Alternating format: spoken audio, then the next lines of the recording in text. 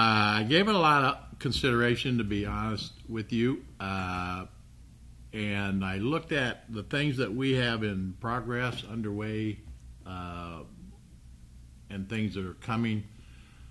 I've worked for years on widening Center Ridge Road, and it's now a reality. It's going to happen. We go to bid January of 17. Worked for years on widening Lear-Nagel, which we go to bid on Thursday. We finally passed a school levy, which, although I'm not on the school board, we work closely with them. We have a lot of involvement. They're building a new 3 through 8 school. I also know of some new businesses that one in particular will be announcing, I believe, next week. So there's a lot of things going on that I worked on that are actually coming to fruition that I'd like to see through.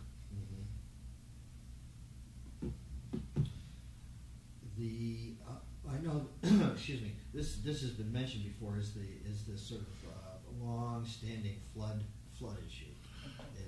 There's a you mentioned it right, long-standing flood issue. In fact, one lady come to council and she had a headline from 1989 of an area that was flooding. We have probably, well, not probably, we have done more to address flooding than all the prior administrations put together, because nobody really did anything. We have taken a multi-pronged approach. One thing we did is we retained Bramhall Engineering, and we've developed a plan, a $4 million plan, to address the issues. We're working on a potential stormwater utility to help fund some of the bigger items. We have already started picking off the low-hanging fruit, so to speak. We have adjusted weirs, which are like a dam, in 2 of our detention ponds. One was just reported on last week. That will lower the flood elevation in the Pittsgena area, which is one of our most severe areas, by 6 inches during a major storm. We installed a earthen dam in one area, which helped tremendously. In June, we had a 3-inch rain that we did not flood when surrounding cities were. And I'm not saying we're never going to flood, but obviously it had helped. We've also obtained a $350,000 grant from the Turnpike that next year we will be redirecting. There's 155 acres of concrete and hard pan that the Turnpike runs into the one ditch. When they built the Turnpike, they didn't build any retention. That all runs into one ditch that goes into this one area. We'll be redirecting that water into a detention pond, which combined with the other things we've done, we can lower the potential flood elevation in those areas by a foot and a half. So there's a lot of things we have. When I became mayor, we had a guy that worked half day cleaning ditches. We have 2 full-time guys that do almost nothing but clean ditches. So with we built new detention on Highland Drive. We enlarged the West Point detention by 4,000 yards last summer. So there's a combination and a number of things that were being done to address these issues that have been there for almost 40 years. And what other issues are there? I mean, the flooding seemed like it was a big. I mean, somebody had mentioned streets too. Well, that's a big. The flooding is a big issue. Okay. Of course, it doesn't affect everybody in the community. Streets are another issue. As you guys well know, the last 2 winters have been pretty harsh up here and very destructive on our streets. So this year, our normal budget we do paving a number of ways. Each year we do an Ohio Public Works Commission project where we get about $350,000 from the state OPWC. We leverage that with some of our street levy dollars, and we do a major project. and we'll do that in phases. And we have rebuilt Lorraine, then we rebuilt Chestnut. This year we're doing half of J. Cox, which come out beautiful. And next year we'll do the other half of J. Cox. Next year we'll use it for a roundabout, or the year after next. And the year after that, South Mills Road. So there is a plan for these major projects, and you can do between $500,000 and $600,000 a year. So we do them in phases. Then when we go to council in February for our annual appropriations process, we usually budget $250,000 for paving that we do. We own our own paver, and our service garage guys run it, and they're good at it. This year, because of the impact that we have had because of the weather, we tripled that. We went to $750,000. Now, my opponent tell you that we let the roads go to heck and we just saved them for election year, but that's not the way it works in the real world. We tripled that budget with council and did a lot more paving, but to do that, we bought 2 less police cars and 1 less dump truck, because we get about $1.3 million each year in our street levy, and you have to prioritize how you're going to use that money. So we felt the need was there because of the winter damage that we had to do more streets. And we have got most of our major thoroughfares, the Lorraine, Chestnut, Mills, and then north-south, Lear-Nagle North, J. Cox. Most of the major streets have been repaved. And then next year, we'll start paying more attention into the residential streets, which we always take care of and maintain. We bought machinery the last couple of years. One's called a Falcon, the other is a Durapatcher, that lets us pave year-round. The asphalt plants cease in November, and you typically have to use cold patch, which doesn't stick very well. As soon as the plow hits it, it pulls it out. So we bought equipment that'll let us heat our own grindings and make permanent repairs during the winter. And then the third leg of the stool is the major Center Ridge Road and Lear-Nagle widening projects, which are coming to fruition. We worked on those for years. Those, between the two of them, I made a note somewhere, they together are approximately $62 million. Yeah, you got 15 million and 12. And we're paying 12.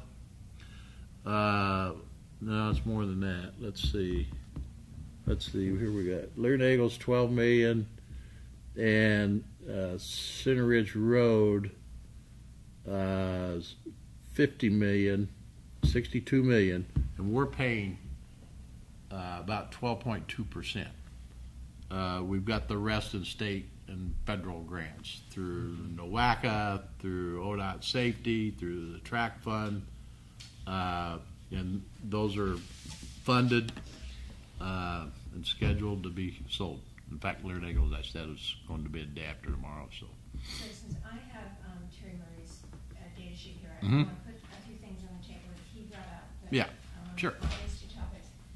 First, on the flooding, Mhm. he says in his answers that he believes the city's flooding reputation and history keep businesses heading into nearby communities. So it's discouraging businesses from locating in North Ridgeville, according to him. Is that true? no, we've continued to get businesses. We have not got a destination type businesses, but we've gotten everything from JBC Technologies, the 100 employees, the new college, U.S. Refractories. We don't have flooding on Center Ridge Road or Lorraine Road, which are main business areas, or in the industrial areas. You don't have flooding there either. The flooding is in the residential areas. What has kept some businesses from coming is the congestion on Center Ridge Road, the traffic problems. And we've talked to businesses and said, I've had one that says he's a orthodontist. He has an office in Fairview Park. He says, I tell my patients, if you're going to make an appointment late afternoon, we'll make it in Fairview because the traffic's so bad on Center Ridge Road. I've had another one, Garden Village, that says his customers get in there and they can't get out. But flooding has not been an issue with business attraction or retention. The other point, and this is about the road issues, Mm-hmm. he says, the city of North Ridgeville has taken no apparent action to address one of the most dangerous pedestrian crossings in spite of the tragic death of a young man in winter of 2015. I'm not sure, I suppose that's this winter, winter of 2015. So maybe that was last winter, really last year, who lived near the intersection of Route 83 and Center Ridge. Well, that's not true. That individual, he's talking about a young man that was killed at the corner of 83 and Center Ridge, who lived up the road a ways.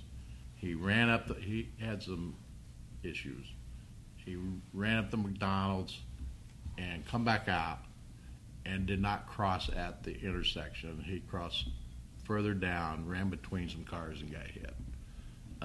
The intersection, which will be rebuilt totally when we do Center Ridge Road, is well marked and lit. He just was not at the intersection and ran out and got hit.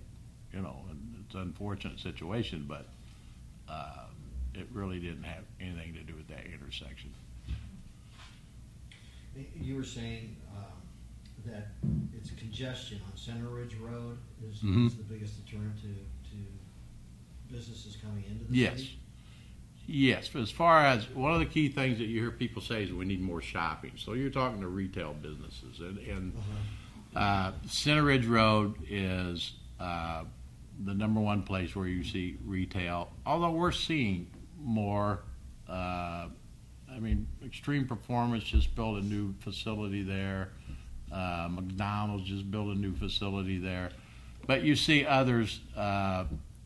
I've got one vacant building that the owner tells me he has a national retailer, but they're not going to come until the street is redone. In the Lorraine area, in the last couple of years, we've added Taco Bell, Chipotle's, Panera Breads, the college built up there. We have a 100-unit assisted living facility that's been approved. We have a medical facility that should announce next week. We've got LaFew, Fast Pitch, and SPC Sports have been approved to be built. So there's a lot of building and future building going on Lorraine Road. I know with Terry Murray, in reading some of the articles, there was talk of a rec center. Terry's has no government experience, number one. Mm-hmm. He was a football coach. Well, we've all been youth sports coach, but that's his claim to fame. He's never been involved in the community, and I thought you had those brochures, but you don't. I gave him the mic. There was one in there that shows community involvement, and mine is extensive, and he basically has none. His claim to fame is that if he's mayor, he's going to build a rec center at no cost to the residents with donations from small businesses. And, I've looked into rec centers quite a bit over the years. In fact, it's probably been over 10 years. The last time we put it on the ballot, my wife was the co-chair, and it went down by a vote of 2-1. We have tremendous growth in our community. We're building 200 new homes a year, and we have for the last 10 years. 200 new homes a year? Yes. Wow. And a lot of them are homeowners association, and they have their own pools and rec centers. So that's been part of the issue. But when we looked at it 10, 12 years ago, there was two options, an $18 million and a $25 million option. I've also looked at the 8 rec centers in the area. Most do not operate profitably, but all were built, without exception, they were all built with an income tax increase of 1/2 to 3/4%. I think just being realistic, and actually he is now, or his supporters are now saying, yeah, you might need some public support. You're not going to build a rec center with donations and corporate contributions. It's just not going to happen. I mean, Medical Mutual just donated $8 million over 20 years for the naming rights to the Cleveland Convention Center. What kind of donations are you going to get in a community of 30,000 towards a rec center? I mean, we have 500 small businesses, you know, but our largest has a couple hundred employees. It's just not there. It's just not realistic. Is there a need for a rec center? There is. I mean, we're a community of 30,000.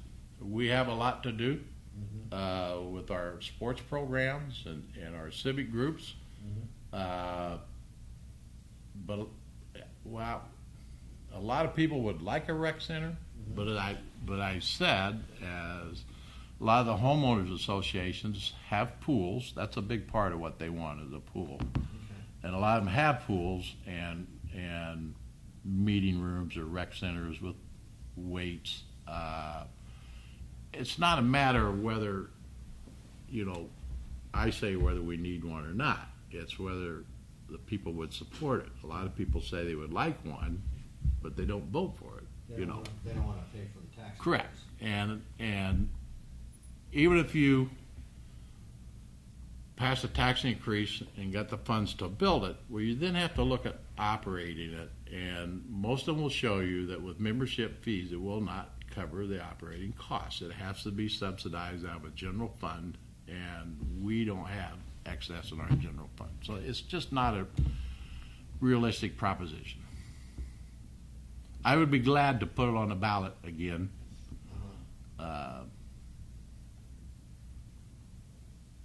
But it'd have to be designed in a way to build it, operate it, and maintain it, and it would be pretty expensive. Earlier, you mentioned that Terry Murray has no government experience. Yes. Do you see that as a drawback? Absolutely.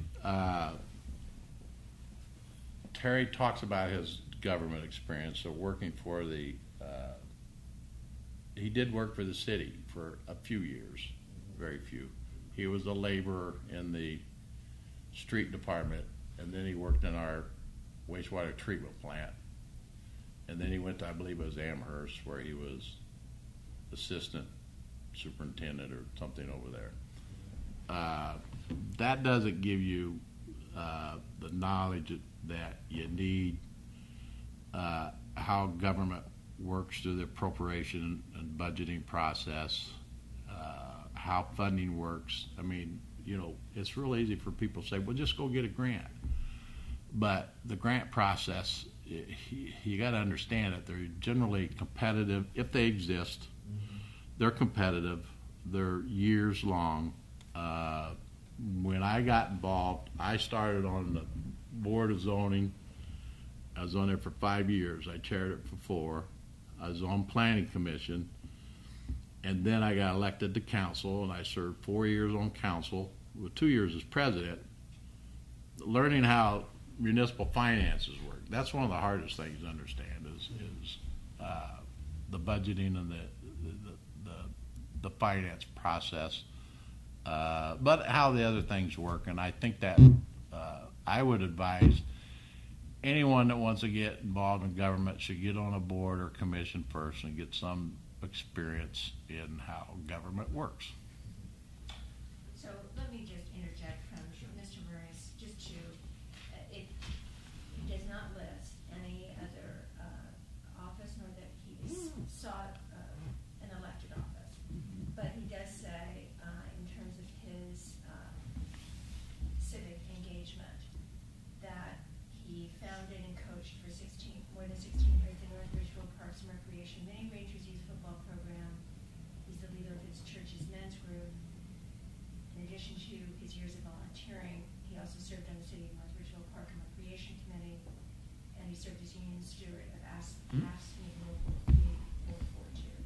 Right. And he also mentions in terms of his work experience, he has civic experience with North Ridgeville and Amherst.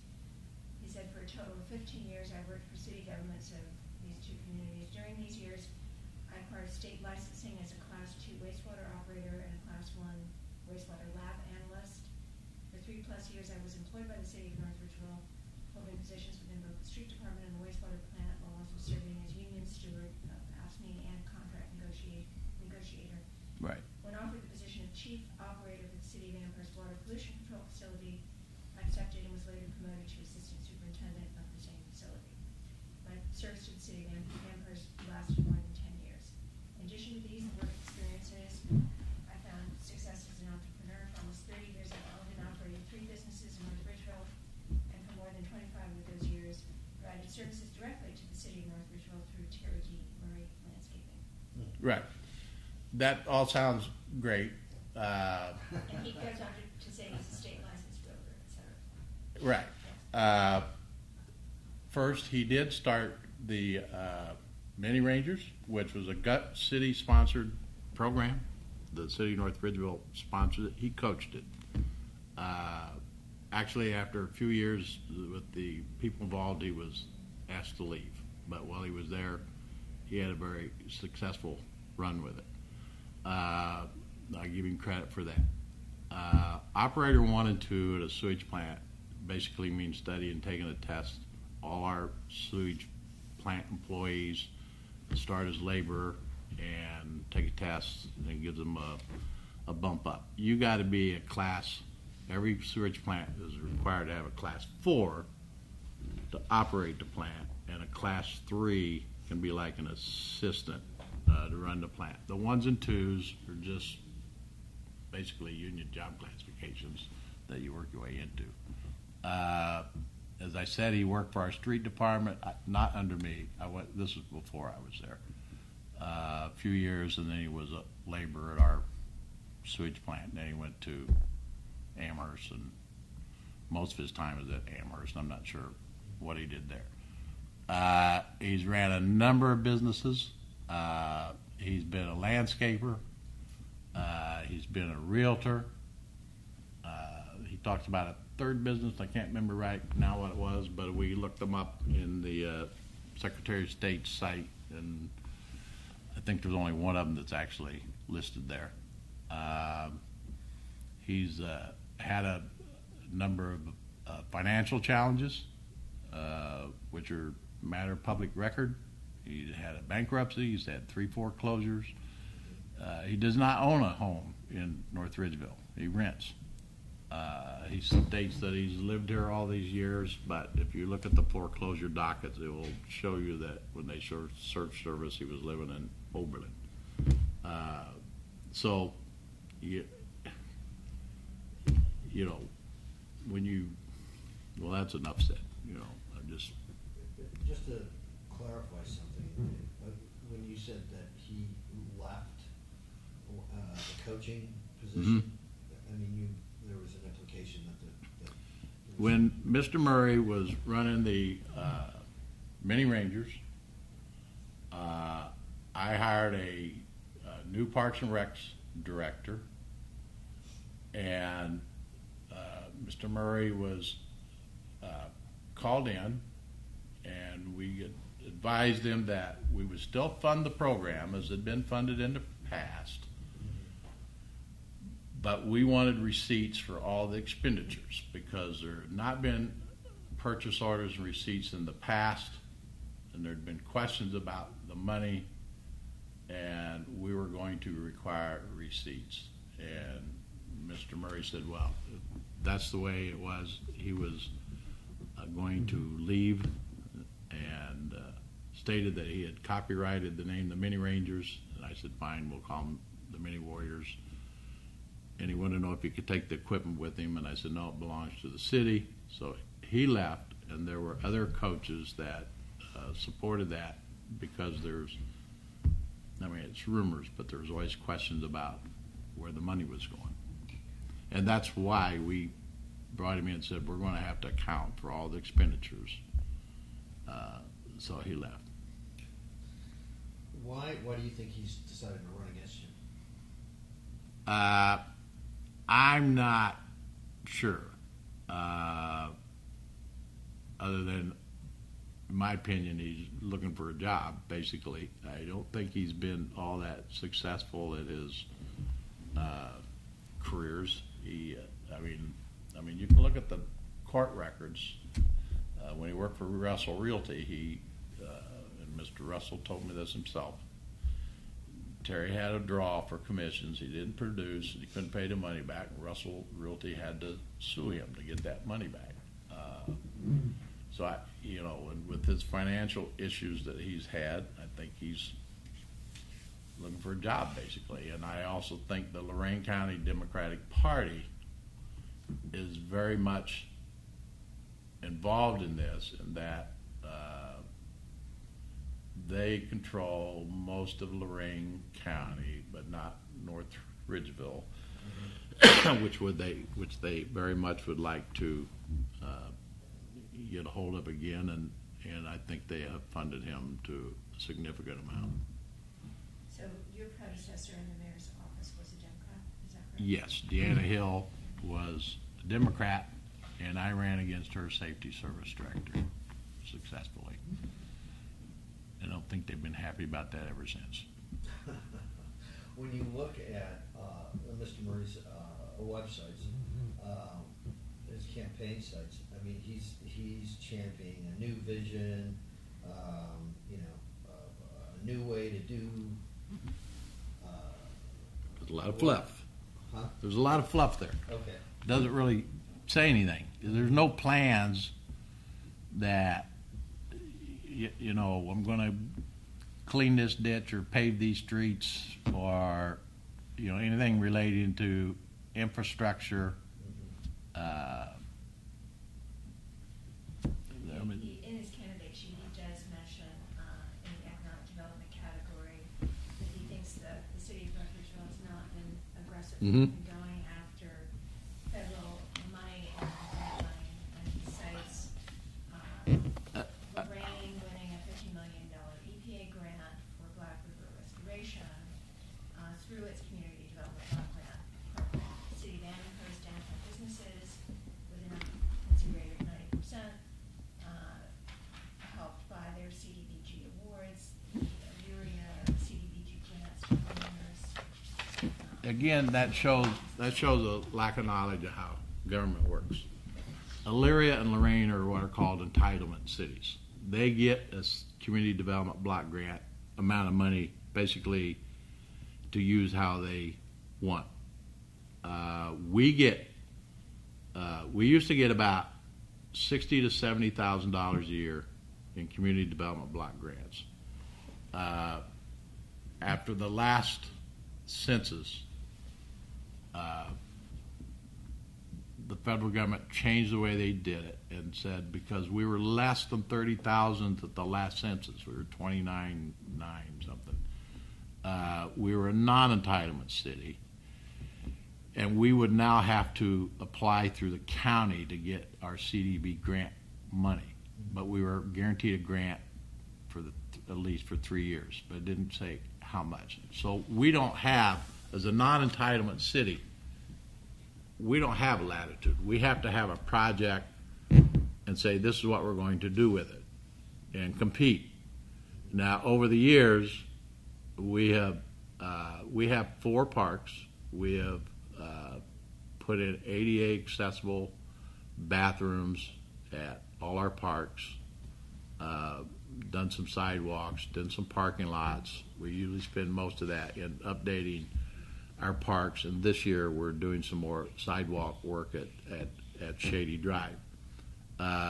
So, I mean, you don't just say, I want a CDBG grant, we'll go get one. It's not the way it works. They tell you how much you might be eligible for. You have to apply. As I said, the first 3 years we're guaranteed a grant, but it didn't say how much. And we applied for 60, and they asked us to take 40. And then next year we're not even guaranteed. So, I mean, that you just can't go get. So at this point, David, you aren't guaranteed a community development block grant. Next year we will not. This year we are. Okay, so 2016. 2016, we're not even guaranteed to get a CDBG grant. But you can Block still grant. apply for the. We will apply, but we have to. We used to go through the feds and we'd get one Right. every year, or Right. the state. Now we have to go through Lorain County. Okay. And it's not guaranteed. Okay. Now So- there's another grant. It's called a CHIP grant, Comprehensive Housing Improvement Plan, Right. that over the years we've gotten 400,000 to 500,000 every 2 years, which is used for low and moderate income home repairs, rehab, and emergencies.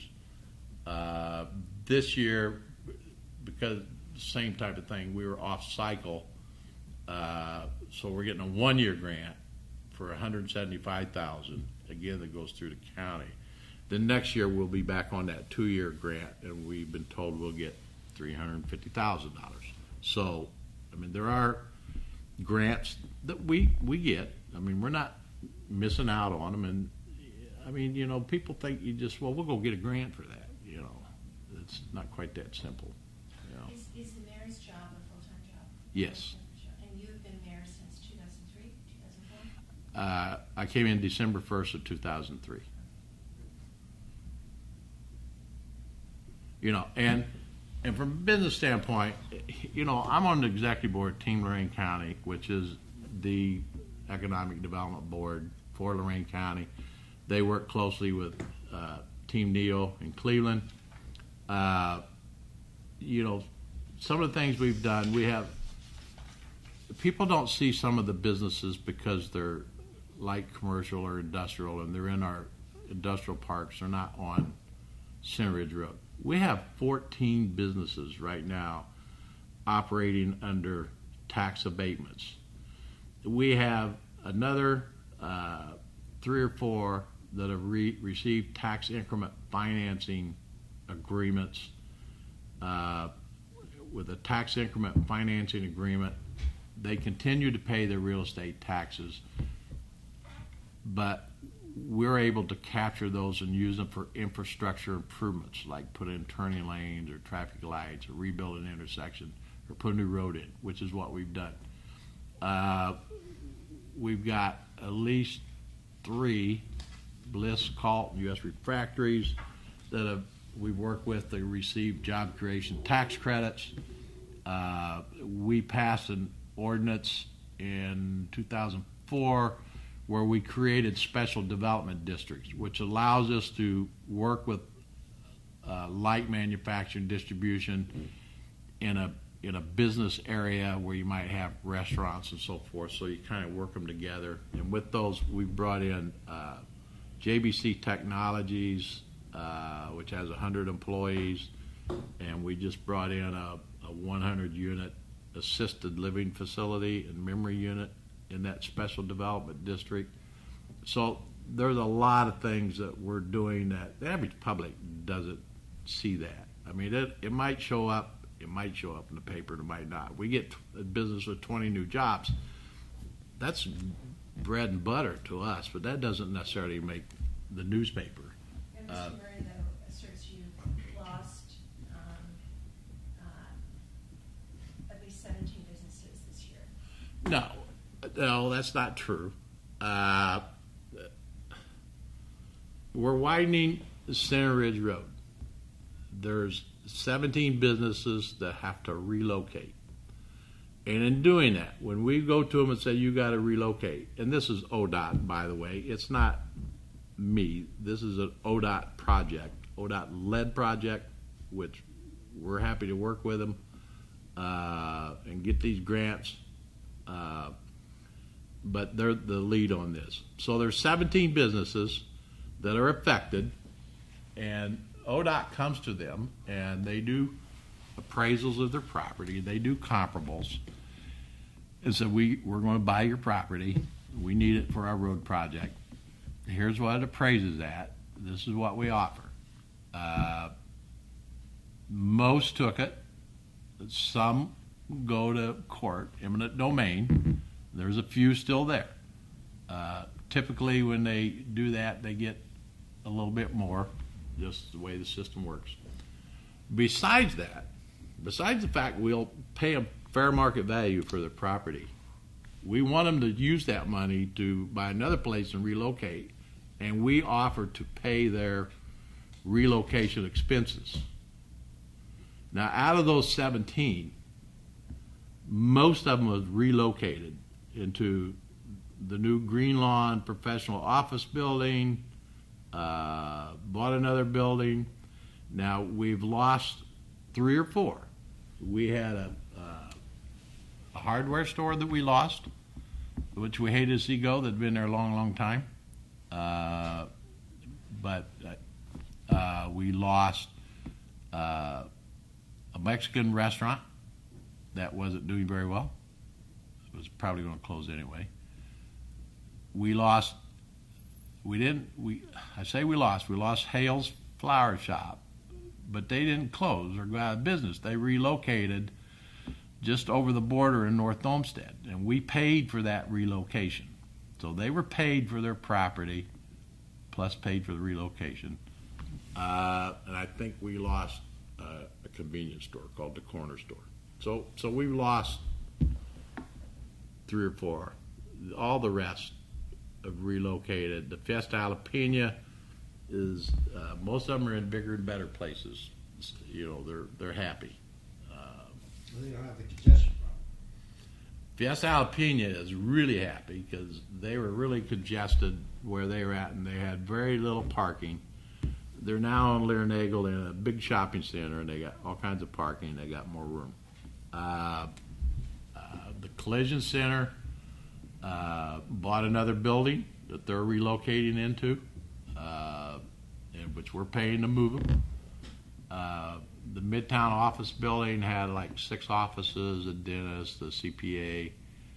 4 of those moved into the Green Lawn professional office building, and 2 went across the street into another condo unit. Carol Novak's optometry business bought another building, moved around the corners, got a big sign up. I mean, most of them want to be there on Center Ridge Road. They made their money there, you know, so they've done fine. We didn't lose 17 businesses. Are there other issues in terms of crime? I'm glad you asked that question. North Ridgeville has been rated one of the safest communities in Ohio for the last several years by a number of real estate rating companies, Movoto, Neighborhood Watch, and there's another one that, based on FBI statistics, that we're usually like 5th in the state, safest city, safest communities in Ohio. We're also we mentioned earlier, but we're the 5th or 6th. I thought we were 5th. We might be 6th. Fastest growing community in Ohio. The other 4 or 5 are all around Columbus. We're the fastest in Northeast Ohio. Faster than Avon. Yes. Wow. Is that for residential or commercial? Residential. Home builders. I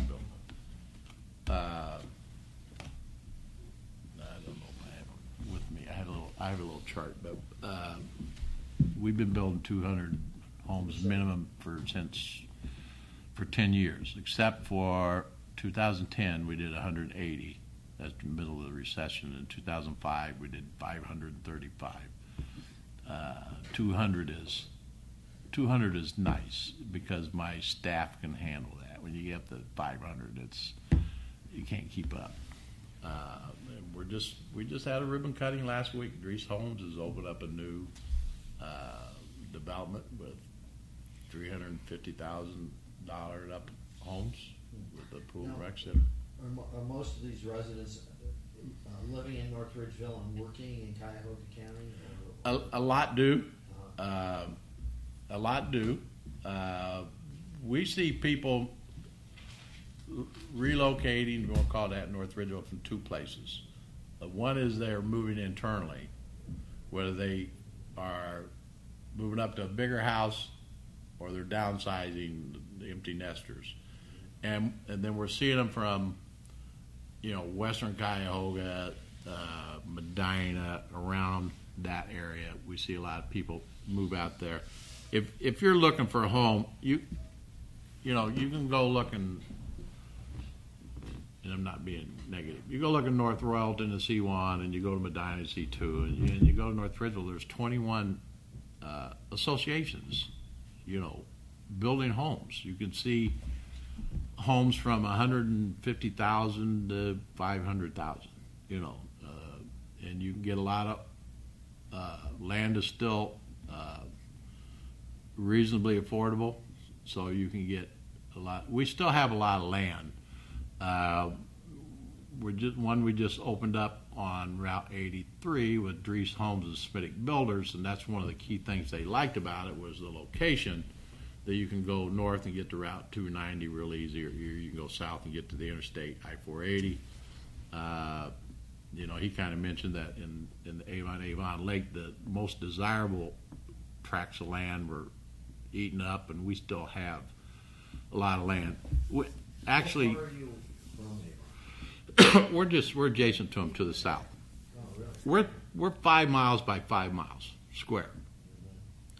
And in 2003,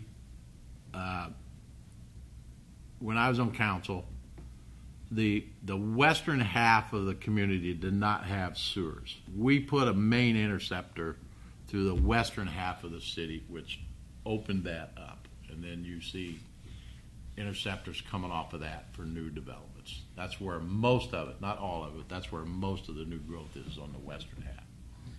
In terms of your tax base, so is it mostly property tax? Our tax come from two sources. Property tax, which if you look at our rates, are middle of the road compared to Lorain County and Cuyahoga. I think the Plain Dealer did an article 2 years ago that when I looked at it, we were kind of in the middle. But we only have a 1% income tax, which makes it very attractive out there. We get about 9 to 10 million a year in income tax. And then in property tax, we'll probably get, I think, excuse me, 5. We have a police levy, a street levy, a fire levy, and a paramedic levy, and a library levy, which goes to the Lorain Public Library System.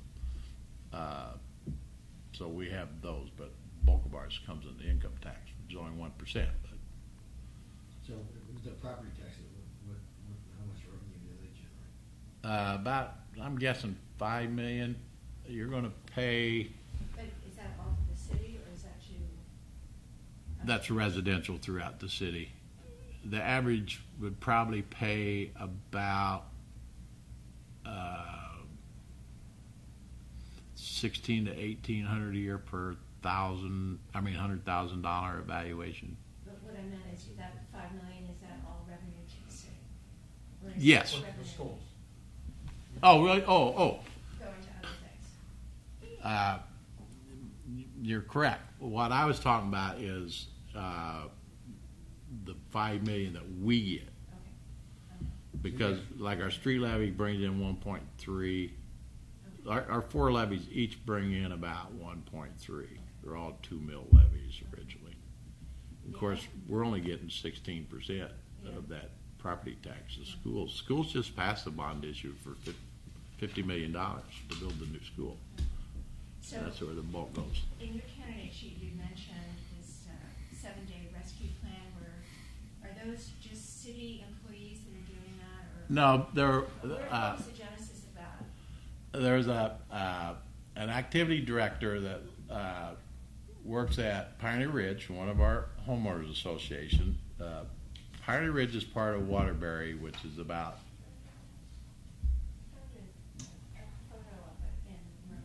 Waterbury is about 750, 800 homes. Then Pioneer Ridge is like a subdevelopment for 55 and older. She's the athletic or the activities director. And they got a 14,000 square foot clubhouse. It's a really neat development. Well, somehow Lori got involved in this with Dr. Esseltine from Cleveland Clinic. I think his in-laws or his grandparents started the clinic. His son, Rip Esseltine, from Austin, Texas, was a fireman, and they were all having health problems. They went to a plant-based diet, which is basically a vegan. Yeah. No meat, no dairy, no oils, nothing that has a face or mother. And first they went to this. Well, then they went with a 28-day plan and saw tremendous results in your health statistics. Well, they found out they could do a 7-day and they get basically the same results. So they do this 7-day plant-based diet plan. I think they're also doing a highlight software while they were doing this one. And they wanted 60 people. And they wanted City Hall involved. So being the mayor, I got my arm twisted. So you also went on the diet? Oh, I did it. 7 I lost 8 pounds in 7 days. 8 pounds in 7 days? And did your blood pressure go down? My blood pressure went from 135 over 70 something, which is actually a little high for me. Mine is pretty good. When I did it Monday morning, it was 118 over 63. Wow. And then Thursday night, we'll go get the rest of our results. Yeah, we're going to do a follow-up. So, I found a photo of this event because I was posting an op-ed that talked about Dr. Esselstyn's yeah. stuff. So he's associated with Whole Foods, and they have a product line called Engine 2. It's where they sell crackers and cereal and a lot of products. So for a week, and we got 60 people, and we had a waiting list of 80. But of the 60, probably about half were city employees. And, So when you say many of the employees are currently participating, you're talking about city employees? yeah. We have 208 or 200 plus employees. We probably had 25 people from the city there. I mean, that's workers plus their spouses. Like my spouse did it. And some of the firemen did it. A lot of the policemen did it, but they all brought their wives. And Thursday's the reveal. We'll see what happens. But yeah, I lost 8 pounds and my blood pressure did go down. Right. So, and you do it for 7 days. Yes. Right. And then you can go back to being a carnivore or. Well, they don't want you to. I know, but I mean. They have, rescue plan 2, or I got an email today about the extension or whatever it was.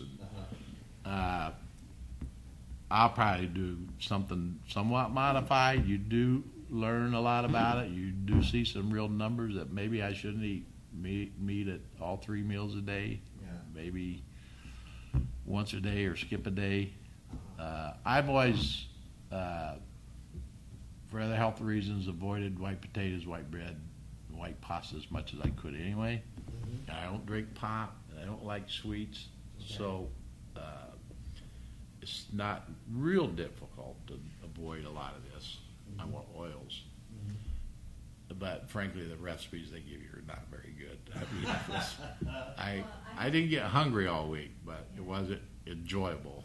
I have to say, so Jane Esselstyn Yes. at an event She was there. attended helped prepare a meal for a Yes. group of women. And I thought the food was wonderful, but it struck me that she and her partner had spent 3 days preparing this one Yes. meal, that it's time consuming to cook. Well, they say, look, you batch prepare some rice and some black beans, and then when it's time to eat, you throw some rice down, throw some beans on, throw some salsa on it, cut up some other things. You got it ready to eat. You got a great meal. Well, you can't do that every meal, every day. Right. And they want you to eat greens every meal. I mean, so I ate a lot of oatmeal in the morning. They want you to put spinach in it. I'm not doing greens for breakfast. Other than that, I followed it pretty close.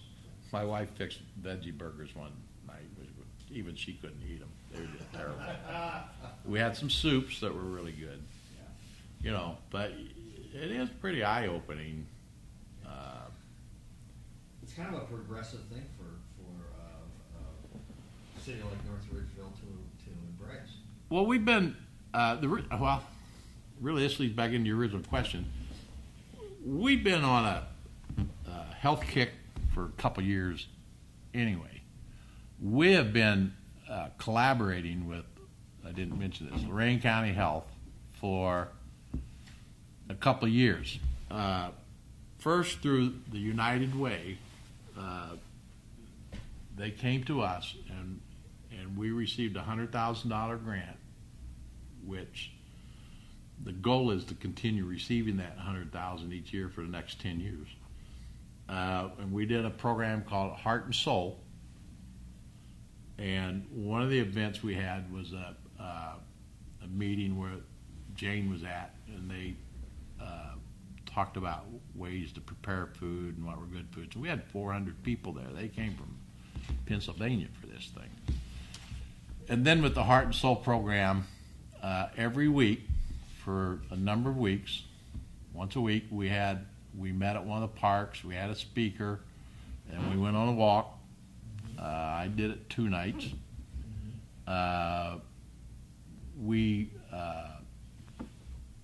Year before last, we built a 1.2 mile walking trail through South Central Park, and that will tie up into Center Ridge Road, which has a 10-foot multi-use path, and then we got a $350,000 Safe Routes to School grant that will be adding more sidewalks next year.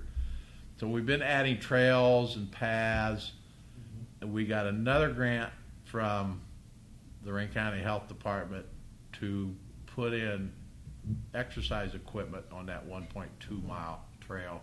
There's an elliptical and some other things, but they're real heavy duty. They're built to stay outside all winter. So that was a $25,000 grant. And we're working on another one for senior fitness equipment. And Lori Kordowicz from Pioneer Ridge has been involved with Aaron from Lorain County Health. So that's why they kind of chose us. We've been doing a lot of health-related activities anyway. So, and then from out of that came this plant-based food diet. But I mean, why? Was that something that the residents wanted, or? You know, it's just, I think it just started from the trail project.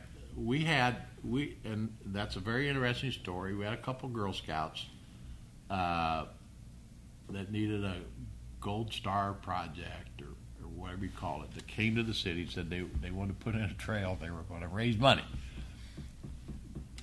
Like, same story. Okay. And we started applying for grants. It took us 3 years.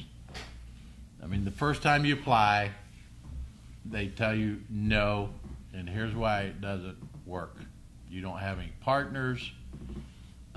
You don't have enough skin in the game. Here's what you do to improve it. Next year we come back, much better, you're really close, you just need to do this. Third year we go back, we get the grant. I think it was a $300,000 grant. We put in $50,000, and the girls put in $10,000 or $15,000 that they had raised.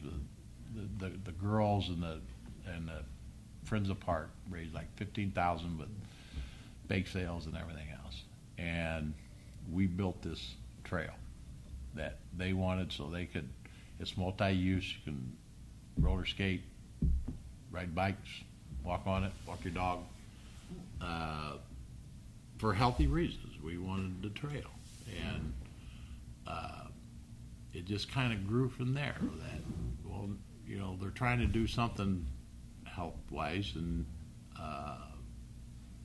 we're a growing community. And we have these associations that all have health equipment, and Lorraine County Health said, well, we'd like for you to participate with us in this grant, and if this one works, hopefully this will lead to even bigger and better things, and off of that came this plant-based diet and the meetings, and we're working with the metro parks now to extend these trails even further. When we get done with the road projects, you'll be able to take a sidewalk or a trail from the Cuyahoga County line on Lorraine Road all the way to the Sandy Ridge Metro Parks, and the further plan is to connect that to Lorraine County Community College, and then on to that other trail that they have. I mean, those are all real, they're happening, and we're just giving our residents more opportunities to get around the community without driving. Walking's healthy. Trails and sidewalks are a good thing. So The and just one last thing, the 7-day rescue plan, is that funded? that was funded by Lorraine County. That was a one-time. Yeah, it's a one-time thing, Okay. and that was done through Lorraine County Health Department. And whatever fees might be associated with it, they funded. There's no cost to the participants. And then to their taste buds. Yeah, and you come in. We came in. You went to a orientation meeting 2 weeks ago Thursday. Then that Monday morning you went in for a fasting blood test. You got your blood pressure and your weight, and then you started the. No, actually you did that first. Then you went to the orientation. They told you what your numbers were. Then the next Monday you started that. And Monday, Tuesday, Wednesday, Friday wasn't bad. Saturday, Sunday were, because you're not busy, were harder. And that next Monday you go back in and get your vitals again, and then we got the meeting Thursday to follow up. So it was a lot of fun, and it's got a lot of people involved. I was really surprised to see they had 80 people on a waiting list.